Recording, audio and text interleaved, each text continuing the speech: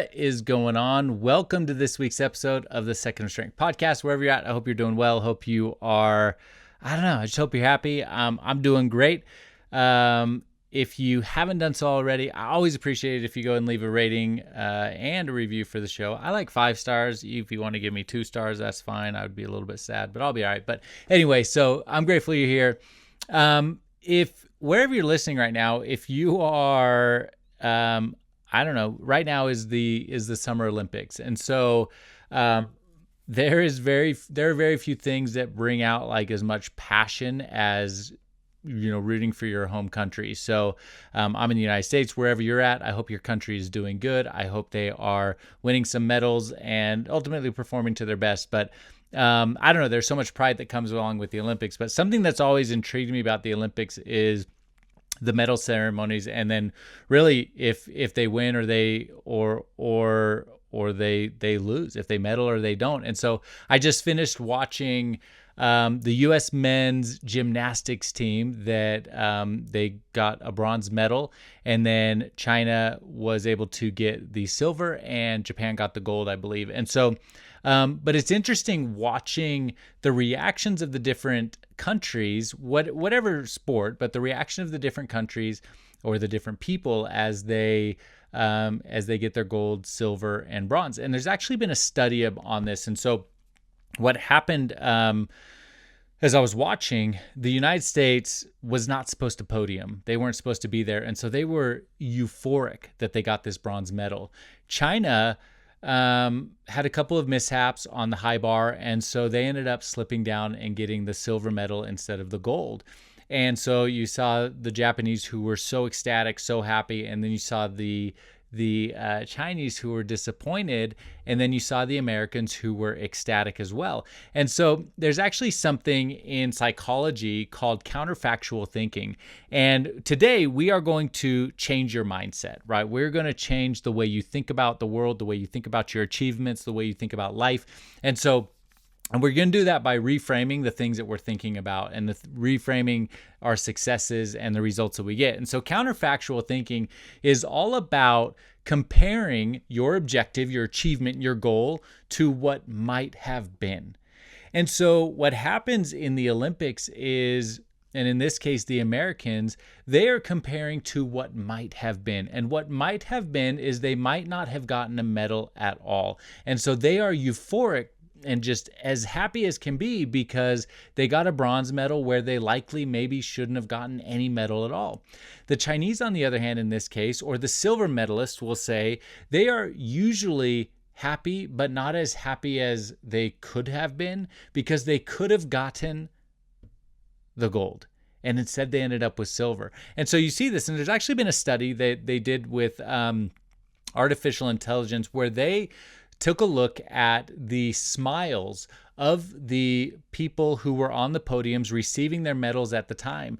And what they noticed was that the gold medalists were always ecstatic and happy. The bronze medalists were always ecstatic and happy as well. And the silver medalists, while they were smiling, it wasn't a true smile, or it wasn't the happy smile that they could have had if they would have gotten the gold. And so what that is, it's because, like I said, they are counterfactual thinking. They're thinking about what might have been, what could have been. They might have gotten the gold, but instead they had to settle, which sounds so crazy, right? They had to settle for a silver medal. We are settling for silver, right? Like anybody in the world would be so ecstatic to have a medal. But because they're comparing to what might have been, they start going, I could have had this other medal, and so I'm not as happy. Where the bronze medalists are going, I could have not gotten anything, so I'm really, really happy with the bronze. And so I want you to take a minute, and I want you to reframe and think about your life. I want you to think about your successes, your goals, the things that you're achieving, the things that you're pushing for. And are you, when you have an achievement of some sort, are you thinking about what might have been and you could have gotten more? or could have done better? Or are you thinking what might have been and positioning your mind in a way that you are really able to celebrate the success that you have? Because I believe that regardless of where you're at in life, regardless of your goal, regardless of your dream, regardless of what you're pushing for, we need to celebrate it for what it's worth, for what we have accomplished. Even if you didn't reach all the way to bright, get all the way to the goal that you wanted to achieve, we have to celebrate our successes for what they are, successes, and then grow from there. We can't just beat ourselves up because we missed out on the ultimate prize or the ultimate goal. Where did we get to and what can we achieve? Because if you think about the Olympics, or you think about your goals or your dreams or what you're pursuing in your life, there is a long process. There is a long process of effort that goes there.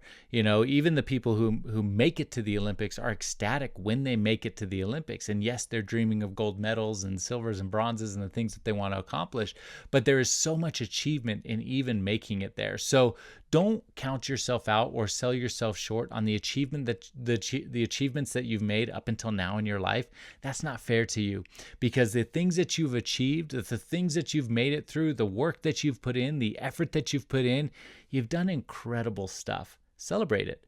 Celebrate all that you are, and it's okay to want more and push for more, but don't have counterfactual thinking where you beat yourself up because you didn't accomplish what might have been, what could have possibly been.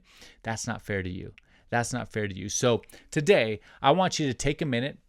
I want you to sit down and I want you to reframe your mindset to celebrate all that you are instead of focusing on all that you are not, the things that you could have accomplished. Take a minute, and if your mind does keep going to that negative space of what you could have accomplished but didn't, I want you to stop. I want you to reframe your mind and celebrate what you did accomplish and what might have been otherwise, right? So if it's, silver medals and continuing with that, yeah, they may be upset that they didn't get the gold, but let's reframe that and let's be ecstatic and happy that we didn't get the bronze, right? Or we didn't not podium at all, right? So wherever your gold medal is, whatever your silver medal is, whatever your bronze medal is in your life right now, let's not beat ourselves up for the things that we didn't accomplish. Let's celebrate all that we are. Let's celebrate all the distance we've come, how far we've come, what it took to get there, and who we've become getting to that point, whether we reached our ultimate goal or we didn't. And then let's start fresh and let's keep pushing. Let's keep working. Let's keep becoming the person that we can become so that we can ultimately reach that goal someday. But it's not fair to beat yourself up with counterfactual thinking and thinking about what might have been in the future what might have been if we would have just done something different, if we could have just been a little more perfect, if we just could have gotten a little more points. That's not fair. That's not fair, because right now where you're at, that's where it is. So we can either beat ourselves up for it or we can be really, really happy with it. And I think too often I think about teenagers, and I think about, even people that I know in businesses and growth and parents, like too often we beat ourselves up because we didn't set our sights on the right thing, or we are only fixated on one thing. And I think we have to take a step back and recognize that our success is our success, and it doesn't limit our potential, it doesn't limit our value, it doesn't limit anything about us. If we didn't reach that one ultimate goal, it's okay, because we grew in the fact that we tried. We grew in the effort that we had. We grew because we were willing to put ourselves out there, even though we might have failed. But you know what? If we're not failing, we're not having success. If we're not failing, we're not trying. If we're not failing, we're not able to ultimately become the person that we need to become. And I think too often we tie our happiness to one particular goal.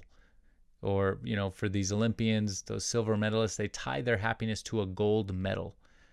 But we need to recognize that our happiness is not defined by that one gold medal. Our happiness is defined by all of the building blocks along the way. Our happiness is defined in the progress. We have to be really, really careful what we tie our happiness to, because at the end of the day, that's all we've got, right? And it's just not fair to beat ourselves up for it. One study showed that when asked people what they wanted more of in life, almost everybody said happiness. Everybody wants happiness. Well, if everyone wants happiness, then we need to be careful what we tie our happiness to. Because if we tie our happiness to things that we can't ultimately control, then we're just beating ourselves up for no particular reason. In this particular instance, right, the silver medalists in the Olympics, if they're tying their happiness to a gold medal, which is also tied to other people's performance, which is also tied to judges, which is also tied to so many external factors that we can't possibly comprehend, it's just not fair. The only thing that we can ultimately control is ourselves. And if we keep giving our happiness to the control of other people, we're never ultimately going to be happy. So today, it's time to stop counterfactual thinking. It's time to stop thinking about what might have been and putting it in the place of, a gold medal versus a silver medal versus a bronze. Let's focus on who we are, what we've become, and the progress we've made till now, while we continue to work towards the things that we want to accomplish in the future.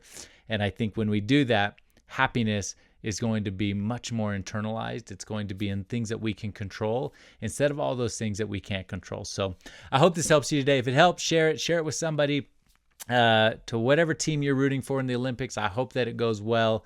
For me, go USA. And I'll leave you the way I always leave you. Go find your 1 second of strength and be happy.